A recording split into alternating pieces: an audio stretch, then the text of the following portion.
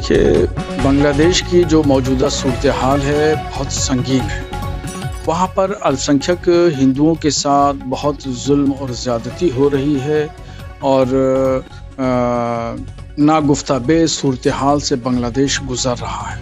वहाँ पर अभी एक अल्पसंख्यक हिंदू की हत्या की गई, मॉब लिंचिंग की गई और अब जो गुलकार है, म्यूज़िक का माहिर फ़न है, उसके साथ में भी बेहुदा और बदतमीज़ी की गई और उसको अपनी जान बचा करके भागना पड़ा।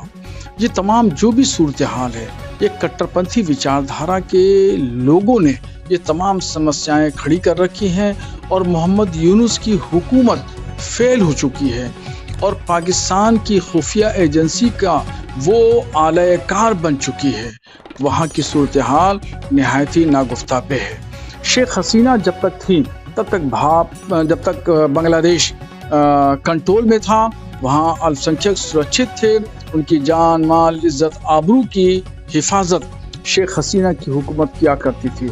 उनके जाने के बाद बांग्लादेश में अफरा तफरी का माहौल है, वहाँ पर अल्पसंख्यक को सताया जा रहा है, किसी की जान सुरक्षित नहीं है। इसलिए मैं भारत सरकार के प्रधानमंत्री नरेंद्र मोदी जी से गुजारिश करूँगा कि वो इन हालात को देखते हुए बांग्लादेश में हस्तक्षेप करें और हस्तक्षेप करके यूनुस की हुकूमत को ये बावर करा दें, बता दें कि भारत कड़े फैसले लेना भी जानता है और वहाँ पर अल्पसंख्यकों की सुरक्षा के लिए कड़े कदम उठाएं। यूएनओ में, अक़वाम मुत्तहिदा में भी इस बात को लेकर के जाएं।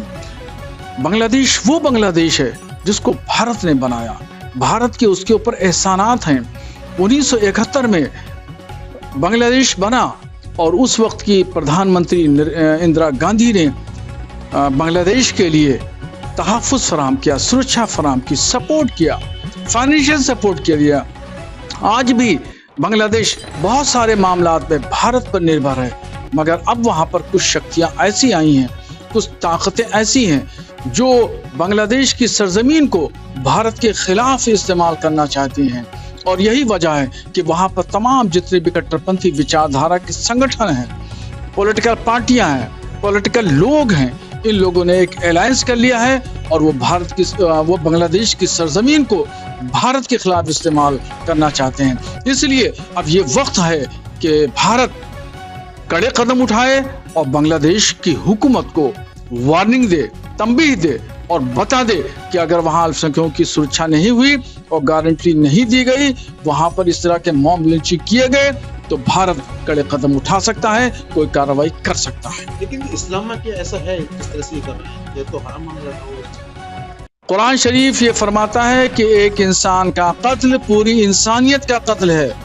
उन्होंने दीपू का कत्ल किया, मॉब लिंचिंग की, तो एक दीपू की नहीं, एक इंसान की नहीं, बल्कि पूरी इंसानियत का कत्ल किया गया है। इस्लाम इंसानियत, मानवता की शिक्षा देता है।